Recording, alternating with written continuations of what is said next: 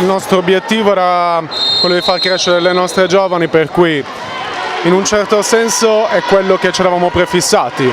Noi dobbiamo preparare al meglio le nostre giovani per quanto riguarda poi le fasi finali dell'Under 18. Essere a ridosso delle prime posizioni o perlomeno della zona playoff è un ottimo risultato, era quello che ci eravamo prefissati. Se dovessimo arrivare ai playoff bene, se non dovessimo arrivare non ne faremo una tragedia, andrà bene comunque.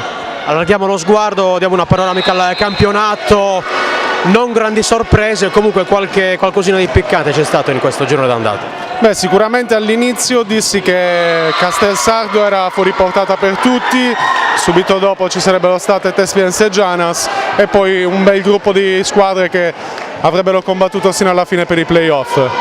Guardando la classifica sicuramente spicca la prestazione di Gonnesa, anche se poi relativamente, perché vedendole giocare sono un'ottima squadra, e come all'inizio dissi che Sorso sarebbe stata la sorpresa del campionato. Hanno avuto qualche difficoltà ma sono ancora convinto che lo saranno, oggi per noi sarà dura.